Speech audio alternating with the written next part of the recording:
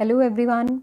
In the series of health issues related to skeleton and muscular system, हम अभी skeletal system के आगे disorders continue कर रहे हैं. अब आपसे मैं discuss करूँगी this is sprain and strain. Sprain and strain, these are the two disorders of skeletal system. So what is sprain? Sprain जो है this is forcible wrenching या हम twisting कहें of a joint which stretch or tear its ligament. जो बात मैंने लिखी है उसका मतलब ये है कि stretching हो गई या tear हो गया ligament में, but ये कहीं भी bone को dislocate नहीं करता.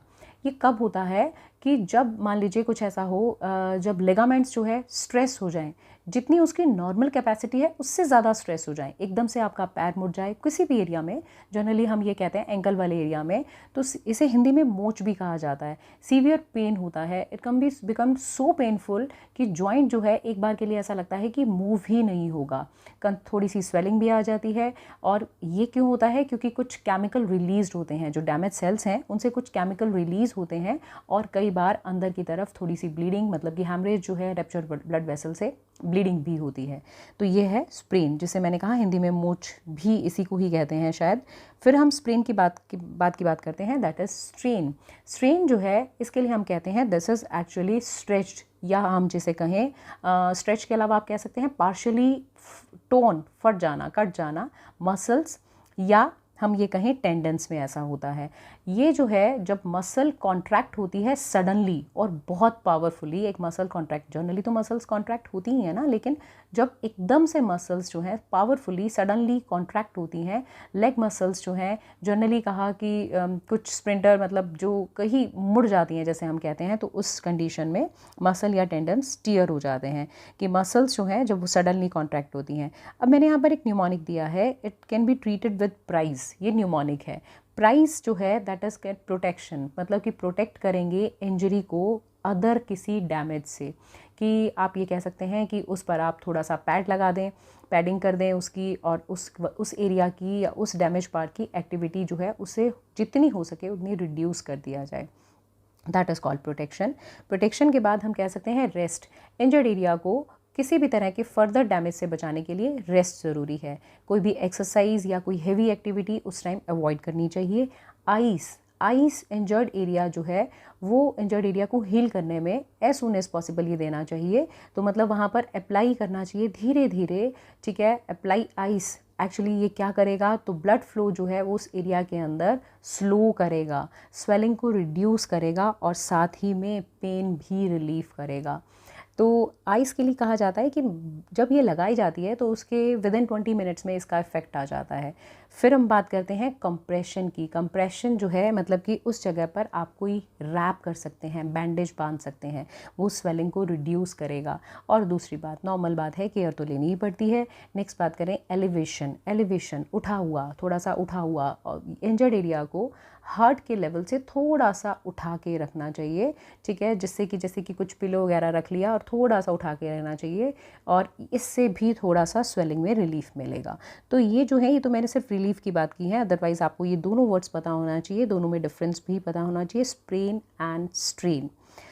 इसके बाद नेक्स्ट हम पहुंच रहे हैं नेक्स्ट पार्ट पर, दैट इज़ कॉल्ड हर्निएटेड या स्लिप डिस्क.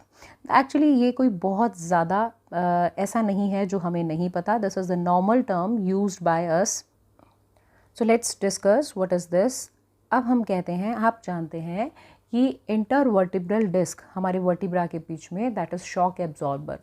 ये धीरे धीरे हम ये कहते हैं कि मतलब जनरली हमारी जो वर्टिब्रल कॉलम है काफ़ी काम आती है, तो कंप्रेस्ड रहती है. अगर एंटीरियर और पोस्टीरियर लिगामेंट, अगर हम जैसे कि ये आपके सामने वर्टिब्रल कॉलम है, यहाँ पर ये इंटरवर्टिब्रल डिस्क मैंने आपको दिखाई है, तो आप अगर इसको देखेंगे, देखिए एक वर्टिब्रा, ये इंटरवर्टिब्रल डिस्क है जिसकी स्ट्रक्चर हम लास्ट लेक्चर्स में कर भी चुके हैं.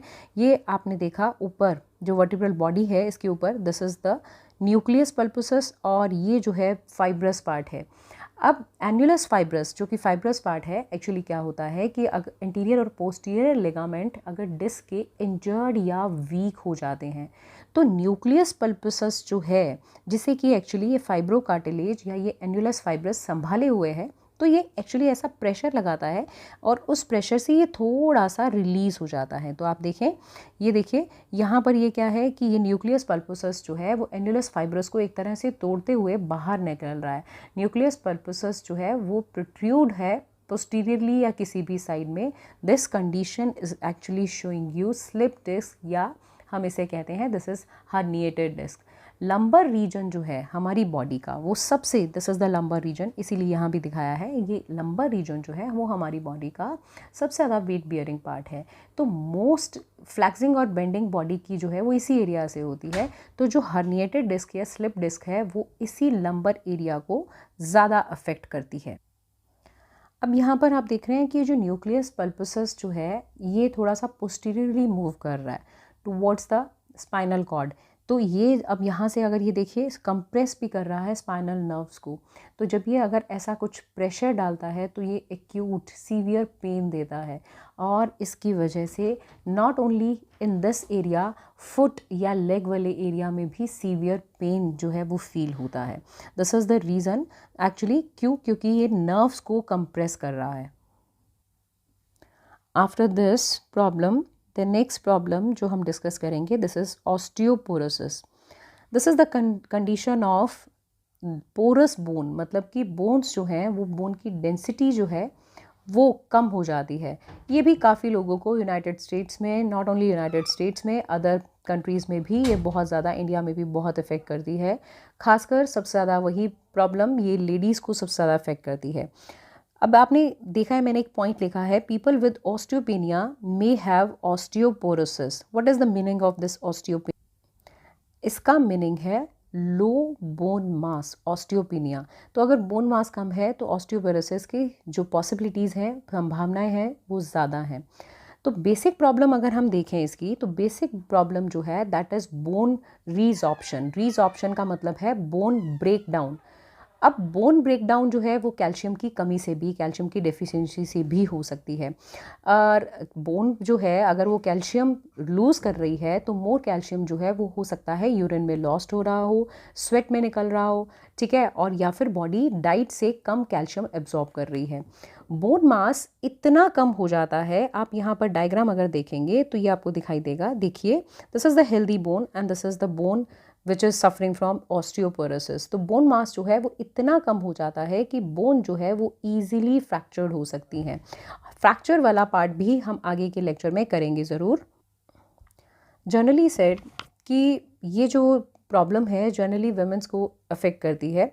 वुमेंस बोन्स जो हैं उसके रीज़न जो हैं दैट वुमेन बोन्स जो हैं वो कंपैरेटिवली लेस मैसिव होते हैं, और प्रोडक्शन ऑफ एस्ट्रोजन जो है that decrease at the menopause. अगर हम मेल के देखें तो बोन्स की अगर हम मतलब बोन की क्वालिटी देखें तो मेल की जो बोन्स हैं they are comparatively more massive, और एस्ट्रोजन जो है वो मेनोपॉज पे कम हो जाता है। लेकिन मेल में अगर हम बात करें तो टेस्टोस्टेरॉन का अमाउंट एज होने पे भी बहुत रेयर ही ऐसा होता है कि वो कम होता है, या थोड़ा बहुत भी कम हो जाता है, लेकिन एंड्रोजन्स जो है उनका प्रोडक्शन मेल में बना रहता है, तो इसलिए उनमें ये प्रॉब्लम ज़्यादा अफेक्ट नहीं करती।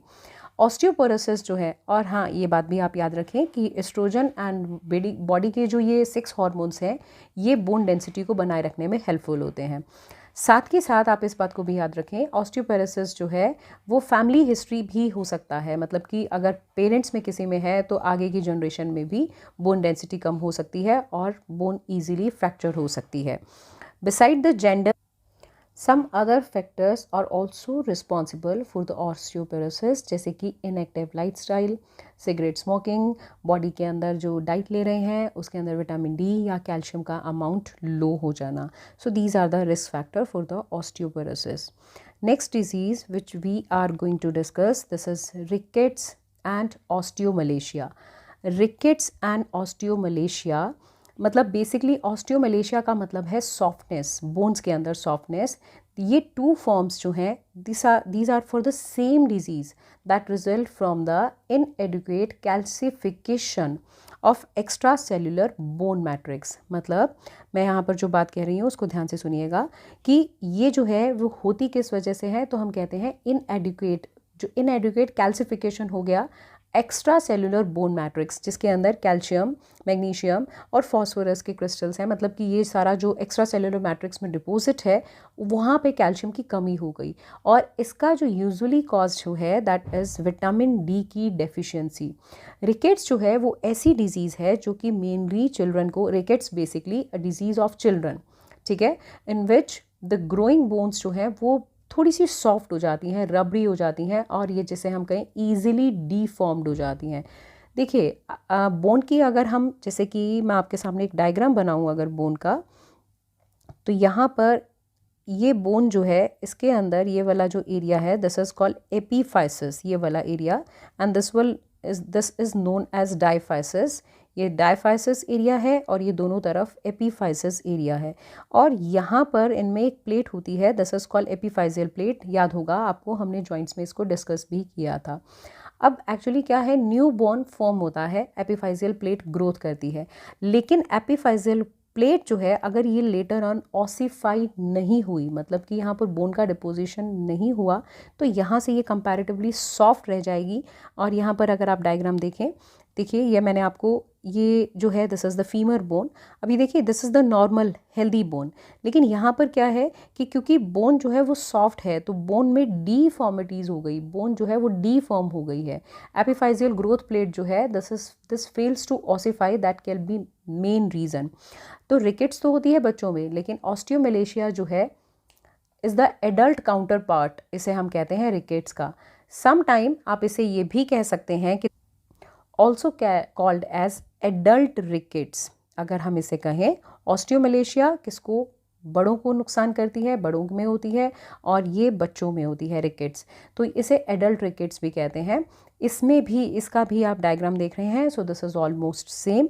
सो ये दोनों डिजीज़ जो हैं, ये इनका जो मेन कॉज है that is vitamin D deficiency, और इसका प्रिवेंशन जो है, ट्रीटमेंट, प्रिवेंशन एंड ट्रीटमेंट जो है रिकेट्स के लिए, osteomalacia, this is actually, prevention की बात करें तो आपको मॉडरेट अमाउंट जो है वो सनलाइट का चाहिए, जिससे कि बॉडी के अंदर विटामिन डी बन सके। और अगर timely administration of vitamin D अगर आर्टिफिशियली भी ले लिया जाए तो वो इसका ट्रीटमेंट रहेगा। नेक्स्ट क्लास में हम आगे के डिसऑर्डर्स करेंगे। Thank you.